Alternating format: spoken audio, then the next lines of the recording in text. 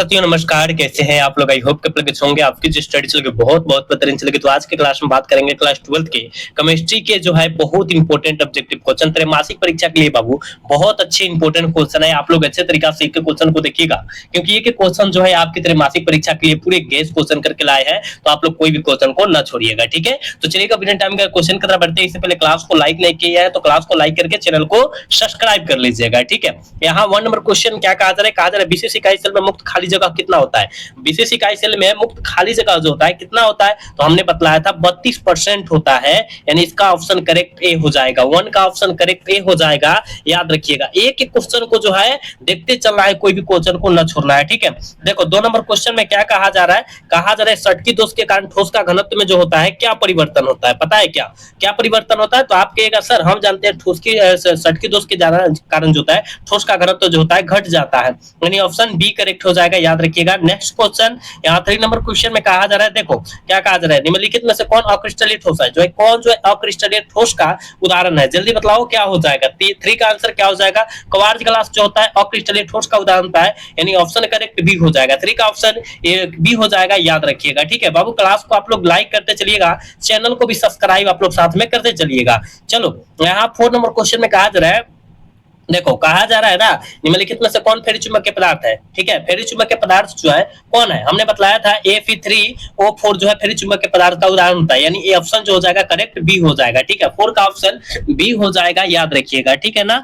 अगला क्वेश्चन देखोगे 5 number question में क्या कहा जा रहा है, देखो कहा जा रहा है किसी विलयन के सांद्रण को व्यक्त करने के लिए कौन सा तापक्रम पर जो है निर्भर नहीं करता है। कौन जो है ताप पर निर्भर नहीं करता है, तो हमने बताया था बाबू मललता जो होता है ताप पर निर्भर नहीं करता है। यानी इसका ऑप्शन करेक्ट डी हो जाएगा, ठीक है। यहाँ कहा जा रहा है ना 6 नंबर क्वेश्चन में कहा जा रहा है विलयन के अनुसंग गुणधर्म का उदाहरण कौन है। विलयन के अनुसंग गुणधर्म का उदाहरण क्वथनांक का उन्नयन है। बिल्कुल ऑप्शन सी हो जाएगा, ठीक है। बिल्कुल ऑप्शन सी हो जाएगा। याद रखिएगा। देखो ये बहुत इंपॉर्टेंट क्वेश्चन है, आपके एग्जाम में 100% छप जाएगा क्वेश्चन। कहा जा रहा है कि समुद्र जल का परिसारक दाब लगभग होता है 30 एटीएम होता है। क्या होता है, 30 एटीएम होता है। याद रखना है, ठीक है ना। यानी ऑप्शन क्या होगा, ए हो जाएगा। दाब का सही मात्रा क्या होता है, एटीएम होता है, ठीक है। आपको याद रखना है सारे क्वेश्चन, ठीक है। चलो यहाँ पर जो है 8 नंबर क्वेश्चन में बाबू क्या कहा जा रहा है, देखो 8 नंबर क्वेश्चन में कहा जा रहा है कि CaOH क्या ON का होल 3 और जो होता है इसका होल ट्वाइस, ठीक है।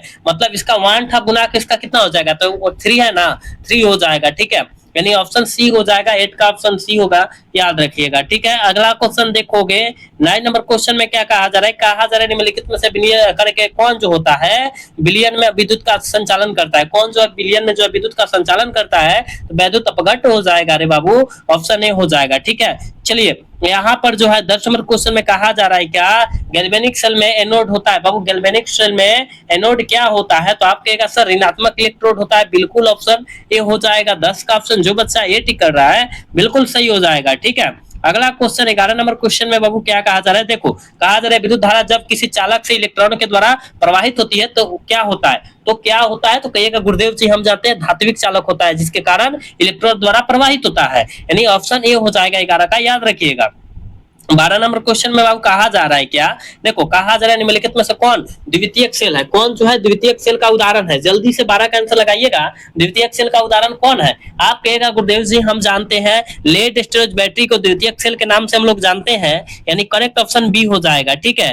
नेक्स्ट क्वेश्चन देखोगे यहाँ पर 13 नंबर क्वेश्चन में कहा जा रहा है ना विशिष्ट प्रतिरोधकता की इकाई क्या होती है। विशिष्ट प्रतिरोधकता की इकाई क्या होती है, याद रखिएगा ओम सेंटीमीटर, ठीक है। ओम सेंटीमीटर होता है। यानी ऑप्शन कहां दिया है, ऑप्शन सी में दिया है। ऑप्शन करेक्ट सी हो जाएगा। याद रखिएगा। बाबू क्लास को लाइक काहे नहीं करते हैं आप सब, क्लास को लाइक करते चलिएगा। देखो यहाँ 14 नंबर क्वेश्चन में कहा जा रहा है विद्युत रासायनिक तुल्यांक का मात्रक है। बाबू विद्युत रासायनिक तुल्यांक का मात्रक जो है क्या होता है, जल्दी से जो है ना 14 का आंसर लगा दीजिएगा। तो हम जानते हैं ग्राम पर कूलम होता है, ठीक है। यानी ऑप्शन क्या होगा, ऑप्शन सी करेक्ट हो जाएगा। 14 का ऑप्शन जो बच्चा सी टिक आउट कर रहा है बिल्कुल सही हो जाएगा। बहुत इंपॉर्टेंट है त्रैमासिक परीक्षा के लिए, ठीक है। 1 जुलाई के लिए बहुत इंपॉर्टेंट क्वेश्चन है, आप लोग अच्छे से इसको याद कीजिएगा।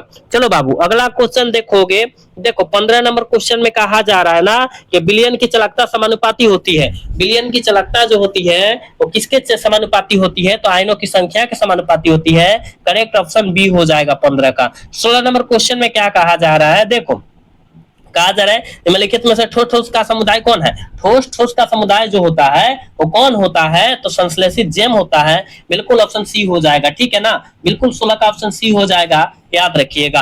अगला क्वेश्चन देखोगे 17 नंबर क्वेश्चन में कहा जा रहा है कि एंजाइम का मुख्य अवयव होता है। बाबू एंजाइम का मुख्य अवयव कौन होता है? तो प्रोटीन होता है, ऑप्शन ए हो जाएगा। एंजाइम का मुख्य अवयव क्या होता है? प्रोटीन होता है, आपको याद रखना है। चलो अगला क्वेश्चन देखोगे, देखो कहा जा रहा है क्या?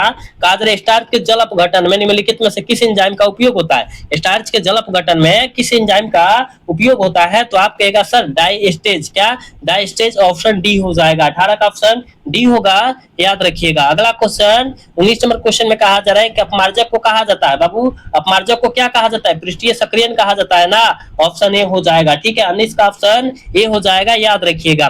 20 नंबर क्वेश्चन में क्या कहा जा रहा है? कहा जा रहा है टिंडल प्रभाव प्रदर्शित होता है। टिंडल प्रभाव जो होता है किसको प्रदर्शित करता है? तो वास्तविक घोल द्वारा प्रदर्शित होता है, ऑप्शन ए हो जाएगा। 20 का ऑप्शन करेक्ट हो जाएगा, याद रखिएगा। क्लास को लाइक करते चलिए सारे बच्चे, जितने बच्चे देख रहे हो क्लास को लाइक करते चल रहा है, ठीक है। चलो यहाँ जो है 21 नंबर क्वेश्चन में क्या कहा जा रहा है? जल्दी से इसका आंसर लगाओ सारे बच्चे, इसका आंसर लगाओ। 21 का आंसर क्या होने वाला है, ठीक है।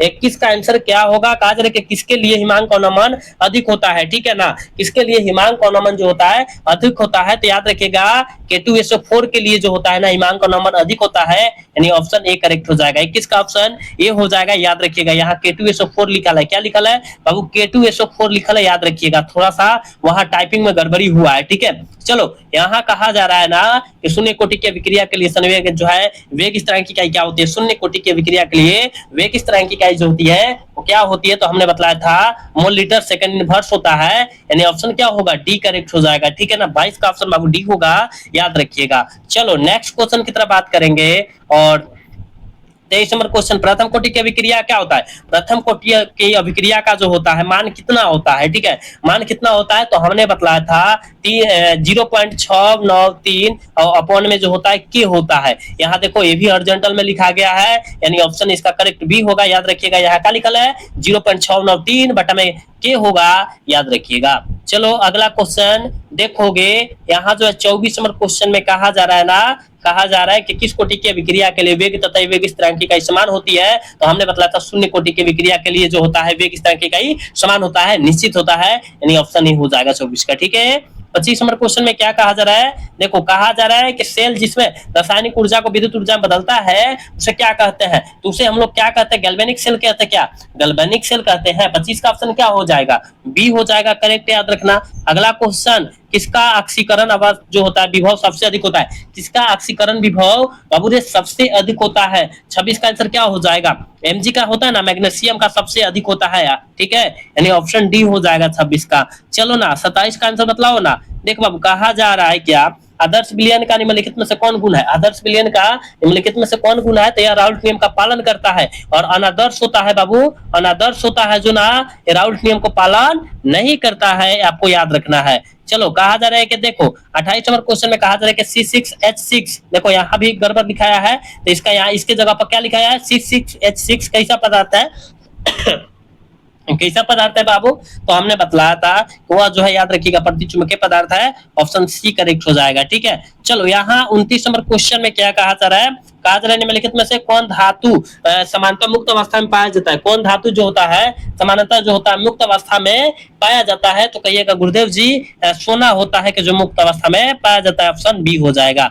चलो कहा जा रहा है ना 30 नंबर क्वेश्चन में, देख बाबू क्या कहा जा रहा है? निम्नलिखित में से किस धातु के निष्कर्षण के लिए साइनाइड विधि का उपयोग होता है? किस धातु के निष्कर्षण के लिए साइनाइड विधि का उपयोग होता है? तो सिल्वर, क्या होगा? सिल्वर मतलब Ag, ठीक है, यानी ऑप्शन क्या होगा? बी करेक्ट हो जाएगा। 30 का ऑप्शन बाबू बी होगा, याद रखिएगा। क्लास को लाइक करते रहिएगा सारे बच्चे। चलो अगला क्वेश्चन देखोगे, यहाँ 31 नंबर क्वेश्चन में कहा जा रहा है क्या कि अयस्क में उपस्थित अशुद्धियों को क्या कहते हैं? अयस्क में उपस्थित अशुद्धियों को क्या कहते हैं? गैंग कहते हैं ना, बहुते बार आपके एग्जाम में आया क्वेश्चन है, ऑप्शन बी करेक्ट हो जाएगा।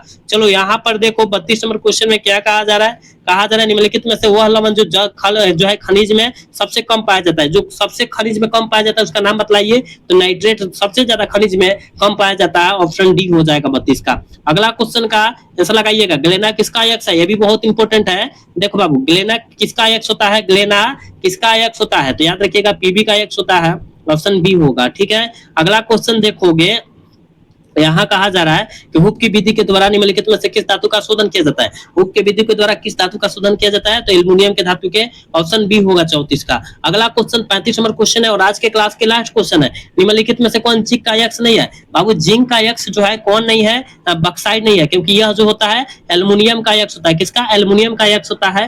आप याद रखिएगा, बिल्कुल ऑप्शन यहाँ डी हो जाएगा, 35 का ऑप्शन डी हो जाएगा। याद रखिएगा इस 35 क्वेश्चन को आप लोग बाबू अच्छे तरीका से याद रखिएगा, क्योंकि आज के क्लास में 35 क्वेश्चन बताया, लेकिन कल से कम 1.5 से क्वेश्चन चलेगा, क्योंकि आपका पता है, आपको पता होना चाहिए कि 1 जुलाई से क्या 1 जुलाई से आपका एग्जाम होने वाला है। तो कम से कम 1.5 से क्वेश्चन कराएंगे, कम से कम 500 क्वेश्चन करा देंगे, 100 to 100 लग जाएगा।